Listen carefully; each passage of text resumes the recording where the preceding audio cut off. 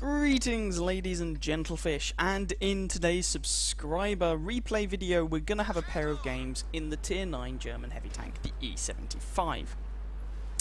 I showed some games in tier 9 Soviet tanks earlier on in the week, so now it's the turn of the Germans, I guess, although these are both going to be in the same machine. So the E-75, what's it about? Well, I don't own one of these yet. I'm currently at the Tiger 2. I have played a tier 9 German heavy tank. I played the VKB. Not a fan of it, but there we go. So the E-75, it's very German. Slow, relatively slow. It's not VKB slow, but relatively slow. Well armoured, but you really have to angle that armour to get the most out of it. However, both of the tier 9 heavy tanks share this uncharacteristically not very accurate gun, the 12.8cm gun. This is basically the same gun that you find mounted on the Borsig, it's the stock gun on the Jag Tiger and machines like that. So you're looking at 490 alpha, 250 odd pen, 246, that jumps up to over 300 with APCR, and your HE rounds are actually quite tasty. So the gun is very much a brawling gun. You are not going to be doing much sniping with it, which is in contrast to the Tiger and the Tiger 2, both of which have very accurate guns with pretty good aiming times, if somewhat mediocre damage. But anyway, it is being driven for us in this first replay by Cartoon Villain. Now he finds himself on Malinovka, which is not exactly the most E-75 friendly map. I mean, Malinovka is big, wide open. The E-75 likes small enclosed spaces to work in. However, the flip side is that at least there is no artillery. So there's that. There are, however, a series of slightly dubious teammates as Cartoon Villain's team find themselves 0 for 5 down. Nice shot there from Cartoon Villain. Manages to snipe the cupola on the top of the T-29's turret. Very nice shot. And that shaves a large chunk of health off of that tier 7 American heavy tank that, even in a tier 9 game, can actually be very strong. Going for the enemy E-75 here, but bounces on the front of his turret. And that T-29 became a one-shot and has now become Cartoon Villain's team's first kill. Now, there's also a T-54 and a Tortoise up here. We have to be very careful. The T-54 is quite a good hull-down machine, and if he's doing what a lot of T-54 drivers do and just spamming heat ammo, he can blitz straight through the turret on the E-75. And the Tortoise has a very nice gun, but the armour scheme leaves a little bit to be desired, especially when you look at the weak spot locations. And Cartoon Villain demonstrates his respectable knowledge of weak spot locations by planting a shell straight into that sort of loader's machine gun thingy. So the scoreline is 2-5. This game is certainly not lost yet, but it could be better. That shot was very unlikely to penetrate. He only had the upper front plate of the E-75 to shoot at. I don't know what the effective armour on the upper front plate of the E-75 is, but I'm pretty sure it's over 250. So yeah, that was never really going to pen. However, if the guy's going to give him his side, high damage roll, 511, leaves the guy on 454, which is a one-shot for this gun, so that's nice. Now they have to be a little bit careful here. They are being outflanked on the hill by, of all things, a Super Pershing. And the enemy E-75 is now down for the count. And Cartoon Villain is going to press the advantage. Now there is still this Tortoise over here. Tortoise does not have a huge amount of health left, and Cartoon Villain finishes him off. Tortoise only damages Cartoon Villain's track, so despite taking a fair few shots, Cartoon Villain hasn't actually lost any hit points yet. Goes for the side armour on the Super Pershing, very wise decision, and is rewarded with a kill on that guy, and decides that pushing down this hill is probably not the best plan. He does, however, take a shot in the side there. It hit for around about the 350 mark. WZ was last spotted over in that general vicinity. For it to be him, either he rolled very low with his gun, or he was still using the 100mm gun. Unlucky bounce on a Tiger, but the shot wasn't fully aimed. Alternatively, and probably more likely, it was someone who hasn't yet been spotted, or who has been spotted but has since relocated. So trying to pick out some shots on these fellows. Tiger 1 is dead. T-54 is still down here. So we still need to be a little careful of him. And you can see that Cartoon Villain's team has now won the hill. The hill gives you quite a commanding position in this game, on this map, especially in an encounter game on this map. Goodbye T-54. And really, the enemy team, their initial advantage has been eroded away due in no small part to the fact that a number of their tanks decided to go to the open field. That's never gonna hit. But if he backs off, then it might. 558, another high damage roll. Nicely done. So yeah, the enemy team, there's a Tiger P, an IS-3, and someone else over there. I think it's the IS, who all are spotted out on the field. That's 3 of the remaining 5 machines on the enemy team. All are spotted over on that field. That's not a particularly good location to go on. The way this map is set out in Encounter, the capture circle, you can relatively easily reset that from this side of the water, this side of the lake, and this side also tends to give you the higher ground, and you know, high ground is your friend. IS-3 actually gets spotted. Cartoon Villain takes aim at this fellow. This gun is not particularly accurate. He's lucky to actually hit that guy. He did not take the shot fully aimed, but he does take the track out of the IS-3, and someone else puts a shot in, leaving the IS-3 on pretty low health. WZ-120 has been spotted, and indeed wrecks the friendly Oni, which leaves Cartoon Villain's team 1 kill down once more. Now, the AMX-30 was last spotted over here, and the main problem here is not the AMX-30 per se, it's other people who might be able to shoot Cartoon Villain if the AMX-30 spots him. Gets spotted by someone, probably that AMX, because the IS-3 has terrible view range, takes a shot in the side, gets lucky with the kill on the IS-3. That shell felt like a sort of 90-odd-millimeter gun, so you're probably looking at the Tiger P with its 88. And now Cartoon Villain's going for the shot on the AMX-30, nicely done, and that leaves the AMX-30 on 318 health. Takes another shot in the side, but it bounces. My money is still on the Tiger P, possibly the IS if he's using a small gun, I guess. And Cartoon Villain's going to come down and try and nobble this AMX-30. He takes the shot, but it doesn't do anything, misses the target. IS has now been spotted, and this it must be the Tiger P is just plinking away at Cartoon Villain's rear. Now, the Tiger P is going to struggle to penetrate the E-75 from most angles, but from the rear, yeah, it can do that. So Cartoon Villain is going down to try and engage the AMX-30. This of course exposes his rear to the Tiger P, but it does secure the kill on the AMX-30. And someone needs to reset this IS sooner rather than later. Cap counter is currently up to 60. Now this is an encounter game, the capture counter goes up relatively slowly, and someone gets the reset off on that IS. Well played to them. So really here Cartoon Villain could turn round and have a go at the Tiger P, who is threatening his flank. He doesn't immediately need to reset the IS at the moment, or shoot at the WZ, who is the biggest threat at the minute. The IS is really going to struggle to penetrate Cartoon Villain's tank here.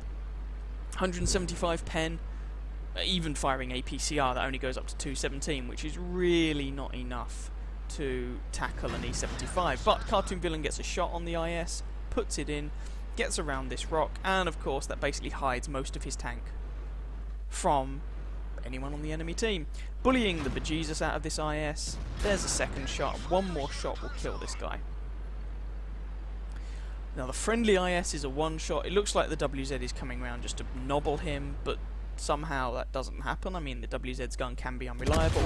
And in the interim, E-75, driven by Cartoon Villain, kills his little IS friend, although does lose the friendly IS eventually in the process, but he should be able to get the shot on this WZ. Depending on what gun the WZ's using, he might have the reload on him, and that hit the turret. WZ does have a fairly bouncy turret. So this is a kind of awkward situation. However, Cartoon Villain is in the capture circle, and that means they have to come to him or reset him, which that Tiger P just did by damaging Cartoon Villain's track. Now, Cartoon Villain is preloading an APCR round here with his next shot. Can't really say I blame him. The advantage the APCR round gives him, it basically makes no difference against the Tiger P. But against the WZ, it gives him a better chance of a penetration on the turret if his shell veers in that direction. I still wouldn't aim for the turret, but like I said, this gun is not especially accurate. So if the shell does go to the turret, the 311 pen is far more reliable than the 240 odd. Takes a penetration from the WZ, but manages to take a snapshot there and secure the kill on the WZ. Now, it's Cartoon Villain versus a Tiger P. Cartoon Villain could just cap here. The thing is that there's only 4 minutes left of this game. The E-75 is not a particularly fast machine, and you know, the Tiger P could just run away. So, if Cartoon Villain caps, as he's doing, this gives the Tiger P one of 2 options. Well, I guess one of 3 options. 1, run away and accept the game is a loss. 2, try and just blind fire the capture circle and hope to reset Cartoon Villain, but that's a bit of a long shot and he'll probably lose. And 3, come and fight Cartoon Villain, and a Tiger P versus an E-75, well, my money is on. If Cartoon Villain was a one-shot, then maybe the Tiger P could do it, maybe. But as it is, Cartoon Villain is not a one-shot. There's the Tiger P. That was, well, he didn't have much to shoot at, to be fair. As it is, Cartoon Villain is not a one-shot, and so my money is very definitely on the Tier 9 machine here. 3 rounds of regular armor-piercing ammo remaining. Cartoon Villain is going to go for the kill, which is fair enough. The Tiger P is probably going to struggle to run away. It's just not fast enough, and Cartoon Villain knows where he is. And should be able, even if the Tiger P were to load APCR, that still only bumps his penetration up to something like 240, 250. No, maybe even less, maybe 230 or something. That was quite a poor shot, if I'm going to be honest. There's only 2 minutes 50 on this game remaining. Cartoon Villain really needs to go for it. And basically, as long as he doesn't give the chap shots into his flat side, he should be fine. Bulldog is saying the Tiger P's stock. He doesn't look stock to me. 1 round of armor piercing left for Cartoon Villain, by the way, which should be enough to finish off the Tiger P. Although maybe he's using the stock 75mm gun. If he is, my commiserations to him. He didn't actually need to go for the cupola there. The 250 odd pen on the E-75 is enough to blitz through the frontal plate of the Tiger P, but all the same, he does. He gets the kill, and that is the game. So let's have a look at those results. So, perhaps unsurprisingly, that was enough for Ace Tanker, and in addition, he also got the Spotter, yeah, I know, Bruiser, Fighter, Fire for Effect, and Shellproof ribbons, in addition to High Caliber, Top Gun, Steel Wool, and a Radley Walters medal, which is always nice to get for those 8 kills. 5,882 damage done, 8 kills, 1,655 base experience. Yeah, that was a bit of a carry on Cartoon Villain's part. Commiserations to the enemy WZ. He got over 3,000 damage and 3 kills, but it wasn't quite enough to carry the game for his team. So despite getting off to a really poor start, Cartoon Villain managed to play like a boss and get the result. 24 shots fired, 21 hits, 16 pens for that damage count, almost 6,000 damage. Most of it from basically point blank range. Received 28 hits. 28, of which only 5 actually penetrated, for 5,250 damage blocked by his armor and 1,730 assistance damage. And even with the standard account, he made a 21,000 credit profit on that game. Would have been a 51,000 credit profit with a premium account. So a very, very nice game there from Cartoon Villain. Let's move on to our second E-75 game. This offering in the E-75 is brought to us by Crab Jensen. So, same tank as last time, but there are a couple of differences here apart from just the driver. So we're here on Lakeville this time, instead of Malinovka, so you could argue this is a better map for the E-75. There is actually a town to go and brawl in, rather than it just being this big open map where you can get artillery to all hell, although there wasn't artillery in the previous game. Much in common with that, there is no artillery in this game. However, the 2 most important differences. Number 1, Jensen is not top tier. This is a tier 10 game. There is an IS-7, a T-125, a Foch 155, and a tier 10 waffle thrower on the enemy team. So there's some scary tanks. The other thing worth bearing in mind is that this is not a fully upgraded E-75. This has the stock engine and the stock gun. Well, I say the stock gun. It's the gun from the Tiger II. So this is 320 Alpha, 225 Pen with armor-piercing rounds. So you're going to see a faster rate of fire and actually better accuracy and soft stats on the gun compared to the previous game, in exchange for lower penetration and much lower alpha damage. You really do want the top gun, obviously, when you unlock it, although I appreciate that in this game Crab doesn't have that. So bear those in mind, bear those hindrances in mind. Now, immediately when I first see this, I'm thinking, oh my god, Crab, what are you doing? You're going to the valley. But let's just stop a moment and have a little bit of a think. Most of Crab Jensen's team have gone to the town, which is good. Hello, Mr. WZ. And if you look at the tanks on Crab's team who have come to the valley, we've got himself, obviously, an ISU 152, an Object 268, sorry, and a T110E4. So a bunch of tank destroyers and one ammo rack later. Now those tank destroyers clearly bounce on the E5. Clearly those tank destroyers would really like some sort of front line to work with, which is what Crab is providing here. And you also have to bear in mind that pushing through the valley was a WZ-111 1-4, a T110E5, a T34, and a Leopard prototype that we know of so far. Now, that WZ has been taken out. He got a little bit unlucky taking an ammo rack there. T110E5 is gone. That just leaves this T34 and the Leopard prototype. But to give credit where credit is due, Crab is not just hanging around at the back. The other thing I should note about this game is that there is no artillery, much like the previous game. And the enemy WZ is saying the E-75 was lucky or a cheater. Why would he think Jensen was cheating here? Two times ammo rack. Have you been playing Chinese tanks? Chinese tanks either get set on fire with every shot that's fired at them, or get ammo racked with every shot that's fired at them. And if you don't like that, you shouldn't play Chinese tanks in this game. That's just the way it is. The fact that he's got onto tier 9 and he's still complaining about that, apparently he's not used to this fact by now, I find slightly strange, but there we go. To be fair, it's usually the medium tanks that really suffer from those problems.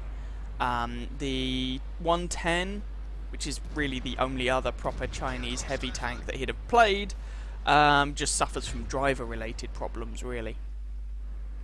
Okay, so that Leopard prototype, Crab managed to put a shot into him, bounced the return fire, also bounced the return fire from the T34, which is, you know, pretty good going. The turret on this tank is pretty good, but he does get penetrated by the Leopard there. I'm not sure if Crab's using the stock turret or the fully upgraded turret. It looks like the fully upgraded turret, which is pretty tough. But yeah, there we go. Now Crab is taking quite a few shots here in third person. As long as he makes them work, that's fine. But like that shot, he could have aimed a lot better. So I think if I were to give any advice about this, it would be, you know, just take a little bit of time with your shots. Try and aim them wherever you can. I appreciate sometimes you don't want to. You want to keep awareness of the situation around you. But generally speaking, in most situations, you're better off going into sniper mode, and aiming your shot carefully. Leopard prototype has run out of friends, and he's going, screw you guys, I'm getting him. And he's getting the hell out of here, and frankly, who can blame him? And the friendly team have successfully pushed through the town, as well as through the valley. So this is one of those rare occasions when taking a tank to the valley is not actually a terrible idea. And in this particular instance, Crab had support from the tank destroyers. The tank destroyers didn't have a front man before he turned up. And he's in a stock tank anyway, so this actually kept him away from the IS-7. And although he encountered the T110E5, and they're the two tanks that really would have given this gun problems, although he encountered the T110E5, for some reason the T110 just gave him free shots into his side. When I say problems, they were the two tanks that would have given this tank problems with regard to penetrating. Now with this shot, I'd have been really tempted to load a high explosive round to try and nail the waffle in the back of the turret, but to be fair, it's a little bit unreliable because you don't know exactly who you're going to be shooting at next. And as it was, he put a shot into the rear of the 30, so fair enough. And there's another shot into the rear of the 30, so he was entirely correct to not bother with the HE. And he actually picks up the kill on the 30. Tier 10 waffle thrower, looks like he's reloading. And that's Crab's 4th kill. Keep pushing onwards. There's a Borsig left, but he's wrecked. And that is the game. So it actually ended up going pretty well. Let's have a look at the post-battle results for this. Remembering, of course, that in this game, Crab Jensen was not top tier, and he was also not driving a fully upgraded tank, so this is a pretty nice result. It doesn't have the same slew of medals and kills that Cartoon Villain's game had, but it's still a nice result in and of itself. Ace Tanker, Bruiser, Shellproof, Demolitionist for that ammo rack, Fighter, and Fire for Effect. No major medals out of that, just a bunch of ribbons, but still a nice result all the same. 4,529 damage done. Very nice, especially when you're considering that gun only hits for 320. And has 225 pen, and he was in a tier 10 game, and didn't fire any APCR. 4 kills, 1,305 base experience. And if you look at the performance of each team, the friendly IS-3 had a good game. Both the IS-3 and Crab's stock E-75 out-damaged the friendly T110E5, which is not something you say every day, and out-damaged the E50. And the T110E4, the only person to out-damage him was Crab Jensen. If we look over at the enemy team, it doesn't take a genius to work out why they lost. Just so many top-tier tanks having a tiny impact on the game. The Carnarvon on the enemy team finished top of his team with 2k damage, which in a Carnarvon in a tier 10 game is good going. Borsig got 1,000 damage, T54 with 2k, T55A 2k, tier 10 waffle thrower 3.5. You know, where's that? WZ, he got unlucky, he got ammo racked, but still his positioning was not good. WZ, 0 damage. Where's that T110E5? Just over 1,000. IS-7, 509. You can't put in those sort of performances in your top tier tanks and expect to win. So, the difference really was that on Crab Jensen's team, the top tier tanks did alright, and some of the lower tier tanks had really good games. On the enemy team, some of the lower tier tanks had respectable games, and the top tier tanks generally really didn't pull their weight. So that was the difference in that game. Like I said, the only bit of advice I would give there really is just to try not to take so many shots in third person. But nonetheless, a very nice result there. Both of those games were very good. Actually, before I move on, I should probably actually have a look at this tab. Haha, I forgot a tab. Sorry. Crab fired 20 shots, 16 hits, 13 pens. For that damage count. Blocked 2.8k damage with his armor. Received 9 hits, of which 7 did not pen. Damaged 6 enemy tanks, got the kill on 4, and even made a profit with a standard account. And with a premium account, that actually would have been a 39,000 credit profit. This gun is quite profitable. The shells are pretty cheap in the grand scheme of things. Well, when I say pretty cheap, everything's relative. They're cheaper than the 12.8 centimeter shells for the Top Gun, put it that way. And would actually have made like a 36,000 credit profit with a premium account. So, they were both very nice games there, as I was saying. I hope you guys enjoyed that pair of outings in the E-75. If you did, then by all means feel free to catch some of my other videos and or subscribe to my channel, and I wish you very happy hunting on that battlefield. Ciao, ciao.